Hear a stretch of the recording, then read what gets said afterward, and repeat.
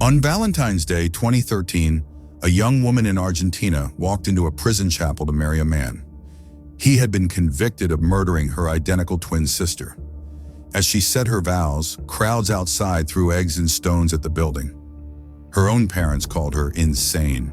The world watched in horror, asking one question: why?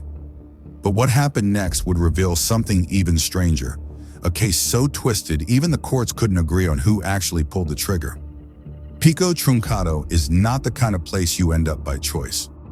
It's a small oil town in the southern tip of Argentina, deep in Patagonia.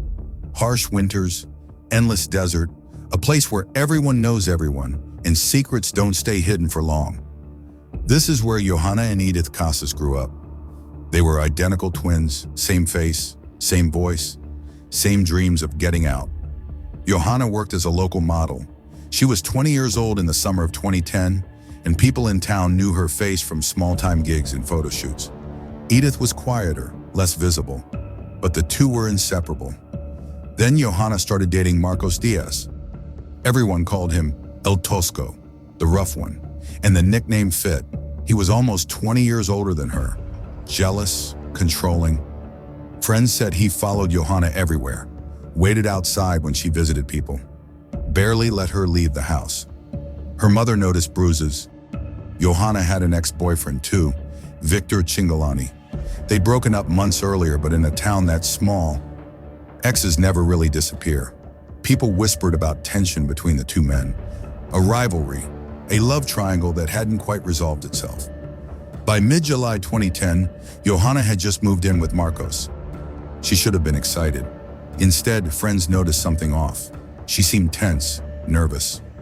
No one knew it yet, but time was running out. July 15th, 2010. It was a cold winter night in Pico, Truncado. Johana and Marcos went out with friends to a small gathering. Nothing fancy, just drinks, music, conversation. Around 3 in the morning, people started heading home. Johana left in Marcos's car, a Chevrolet Corsa. A married couple rode with them for part of the way. Then somewhere along the road, Johana and Marcos were alone. That's when the trail goes dark. Hours later, as the sun came up, a man was driving along the outskirts of town, near a small forest belt, close to a roadside shrine called Difunta Correa, a place locals visit to leave offerings for safe travel. He saw something in the dirt, a body. It was Johana. She had been shot twice with a 9mm weapon, 2 bullets, fatal, left in the open, just off the road, near the trees. No attempt to hide her, no attempt to bury her. Whoever did this wanted her found. Police arrived within the hour. The scene was rural, isolated. No witnesses, no cameras. Just Johana's body, a few scattered objects, and the cold wind sweeping across the desert. Investigators started asking the obvious questions. Who was the last person to see her alive? Marcos Díaz. What about the ex-boyfriend? Víctor Cingolani.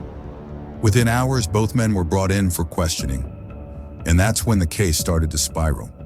The first person police focused on was Víctor. He was the ex, the scorned lover. Investigators ran a test on his hands. A paraffin test used to detect gunshot residue.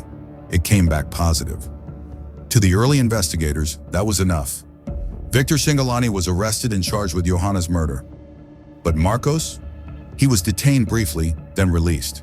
The investigating judge said there wasn't enough evidence to hold him. So Marcos walked free.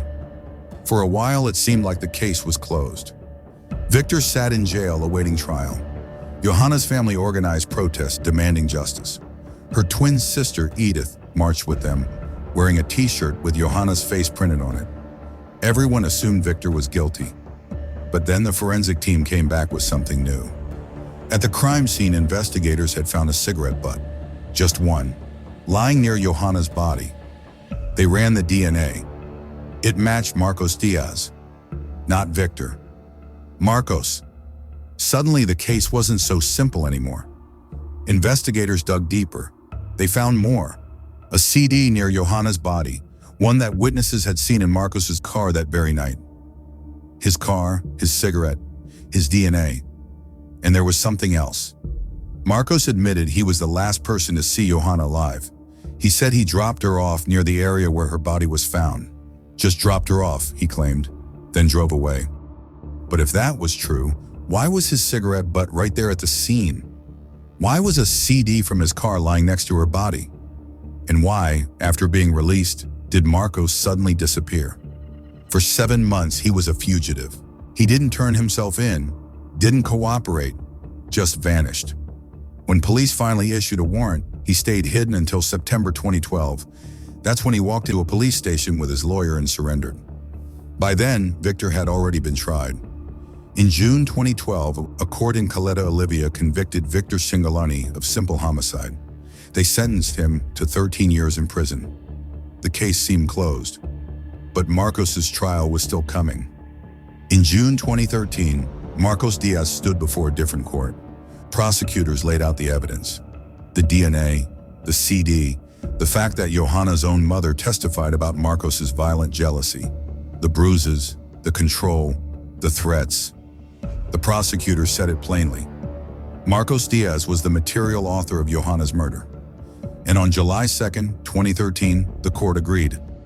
Marcos Díaz was convicted of homicide, 12 years in prison. But here's the problem. Now there were 2 men convicted of the same murder, 2 material authors, 2 people legally responsible for pulling the trigger on the same victim. That's not how the law works. Johana's family's lawyer called it an escándalo jurídico, a judicial scandal. How could 2 different courts convict 2 different men as the sole killer of one woman? One of them had to be wrong. And that's when everything fell apart. While all of this was happening, something even stranger was unfolding. Edith Casas, Johana's identical twin, had become close to Víctor while he was in prison. At first, people assumed she was confronting him, demanding answers, seeking closure. But no, she was falling in love with him. Edith told reporters she believed Víctor was innocent, that he'd been framed, that the real killer was Marcos Díaz, and the courts had gotten it wrong the first time. Her parents were horrified. Her mother went to court and demanded a psychiatric evaluation. She argued that Edith wasn't in her right mind, that grief had broken her. A judge agreed to pause everything until Edith could be evaluated. The evaluation came back clear. No mental illness, no delusions. Edith knew exactly what she was doing. And on February 14, 2013, Valentine's Day, she married Víctor Cingolani in a small civil ceremony inside the prison. The wedding was chaos. Crowds gathered outside, shouting, throwing eggs, throwing stones. Víctor had to be smuggled back to his cell in disguise to avoid the mob. Edith's father gave a single quote to the press. "For me, they are both dead. Johana is with God. Edith is with the devil." No one from her family attended the wedding. The world watched in disbelief. But Edith didn't care. She said she was marrying the man she loved, not the man who killed her sister. And then, 9 months later, the courts proved her right. In December 2013, Argentina's Superior Tribunal of Justice reviewed both convictions. They looked at the evidence, the DNA, the cigarette, the CD, the timeline, and they made a decision. Víctor Cingolani's conviction was overturned, annulled. He was acquitted and ordered to be released immediately. Marcos Díaz's conviction, however, was upheld. 12 years, confirmed. The court ruled that there was no solid proof Víctor had been at the crime scene. The paraffin test wasn't reliable enough. The real evidence pointed to one man and one man only, Marcos Díaz. After more than 3 years in prison, Víctor walked free. He and Edith tried to build a life together. For a while, it seemed like their story might have a happy ending. They talked about finally taking a honeymoon, starting over. But the weight of it all never really left. Years later, in 2023, Edith gave a rare interview. She said she and Víctor had separated. Both had moved on to other relationships. But every year, when July 16th came around, the anniversary of Johana's death, Edith still felt it. She said it still affected her, that Johana would always be present in her life. As for Marcos Díaz, he remains the only person legally convicted of Johana's murder. His 12-year sentence was confirmed by the highest court in the province. Whether he has completed that sentence, whether he's still in prison or walking free, none of that has been widely reported. But in the eyes of the law, he is the one who killed Johana Casas. The case exposed deep cracks in Argentina's justice system. 2 trials, 2 convictions, 2 men blamed for the same crime, and a love story so strange, even today, people struggle to understand it. Edith's decision to marry Víctor shocked the world. Some called it loyalty, some called it delusion, some called it love. But maybe the truth is simpler.